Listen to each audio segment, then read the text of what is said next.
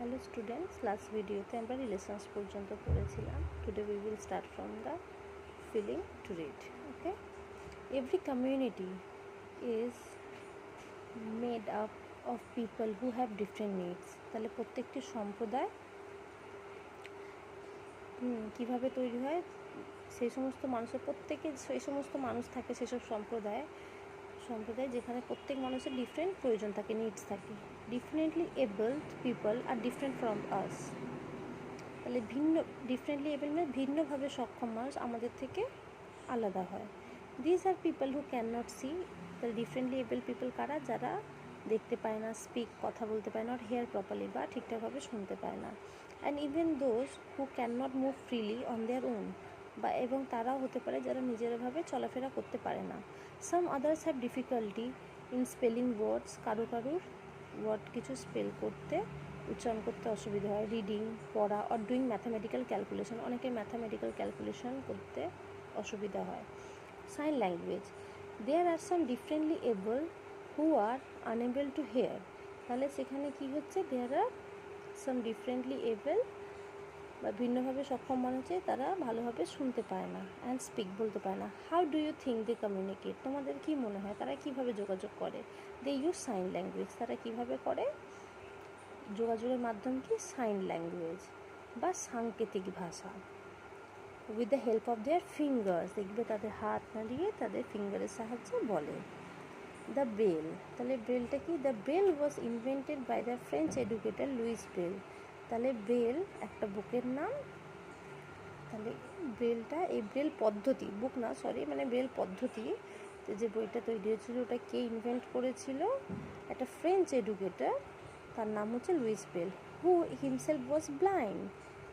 উনি কী ছিলেন? উনি অন্ধ ছিলেন, উনি দেখতে পেতেন না. ঠিক আছে. It help the blind to read and study different subject and achieve success in school.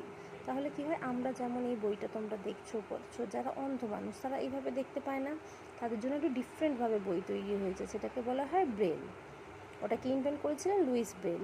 Braille is accepted as the only form of written communication for the blind all over the world. তাহলে পুরো বিশ্বে তাহলে ব্রেলই একমাত্র accepted হয়, only form of written, যেখানে রিটেনের মাধ্যমে accepted হয় communication, যোগাযোগের, for the blind people. Blind বা অন্ধ মানুষের. Braille is a writing system that helps people read by feeling with their hands. তাহলে ব্রেলটা কীভাবে পদ্ধতিতে তৈরি হয়েছে, কোন সিস্টেমে? যেখানে তুমি টাচের মাধ্যমে বুঝতে পারবে যে ওটা কী লেখা আছে. It has 6 raised dots made in different combination on paper that represent letters, punctuation marks and symbols. তাহলে কি ওখানে কি আছে? 6টা রেস ডটস আছে উইথ ডিফারেন্ট কম্বিনেশন. বিভিন্ন ধরনের কম্বিনেশন আছে পেপারের ওপর. কী কী ওই ডটসের মাধ্যমে কী কী থাকে? লেটার্স থাকে, হ্যাঁ, অক্ষর থাকে, পাংচুয়েশন মার্ক মানে বিরাম চিহ্ন থাকে, অ্যান্ড সিম্বলস বিভিন্নভাবে সাংকেতিক চিহ্ন থাকে. হ্যাঁ, the hands recognise that what the sequence of dots represent.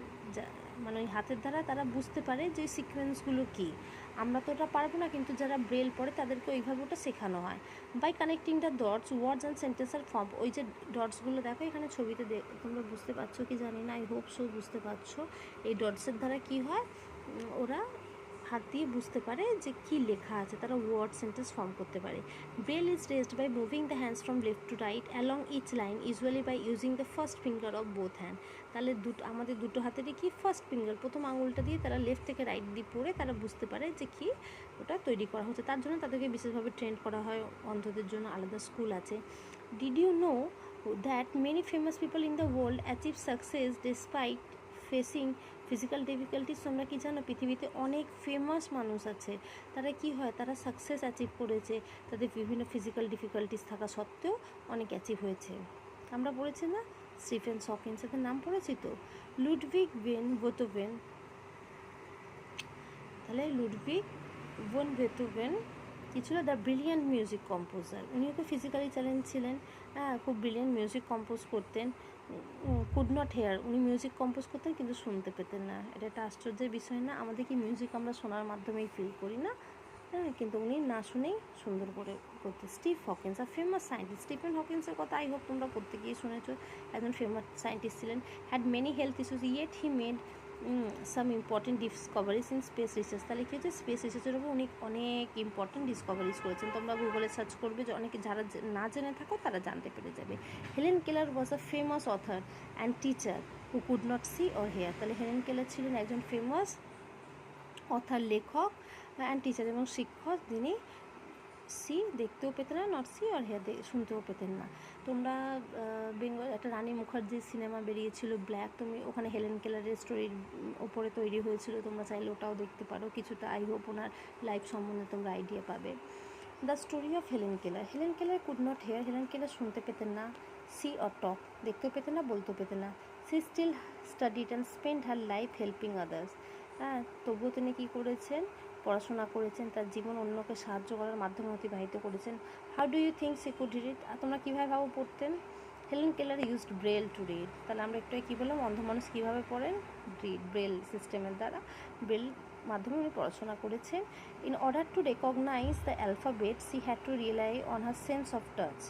C had to rely, তাহলে ইন অর্ডার টু কী হয়, রেকগনাইজ, ওই যেগুলো আমরা বলেছি না, ব্রেলটাকে এই যে দেখো টাচের মাধ্যমে, এখানে আছে না, টাচিংয়ের মাধ্যমে আমরা বুঝি, তো উনি সেইভাবেই পড়াশোনা করেছেন।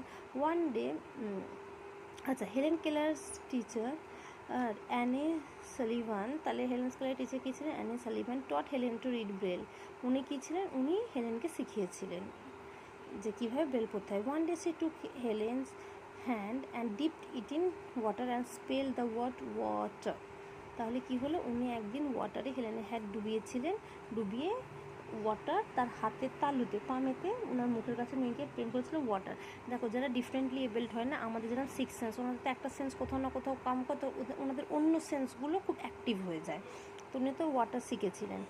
From then on Helen learn to read and write. তখন থেকে হেলেন লেখার পড়া শুনলেন। Annie also taught her to speak. ওনাকে বলাও শিখিয়েছিলেন। Helen had lost the ability to speak because she had not heard sound for a long time. খুব স্বাভাবিক যে অনেকদিন শোনে না, তার বলার ক্ষমতাটাও চলে যায়, তো অনেকদিন শেখেনি। সেখানে ওনার টিচার ওনাকে হেল্প করেছিলেন আবার বলতে। Helen for a long time she touched her teacher's face and mouth when her teacher spoke, and then she would touch her own face and mouth to say the same word. প্রথমে কী করতেন, উনি ওনার হাতটা নিয়ে ওনার টিচারের ফেসে দিতেন, দিয়ে ওনার মাউথের কাছে দিয়ে উনি ফিল করতেন যে ওনার টিচার কী বলছেন। সিমিলারলি ফের বলার পরে যখন ওনার টিচার বলতেন, ফের নিজের ওই হাতটা নিয়ে নিজের মাউথের কাছে এনে সেমভাবে উনি কথা বলার চেষ্টা করতেন। ইট ওয়াজ আ স্লো অ্যান্ড ডিফিকাল্ট প্রসেস। এটা খুব স্লো, ডিফিকাল্ট ছিল, বাট ইম্পসিবল ছিল না। Nothing is impossible, even impossible says I am possible, right?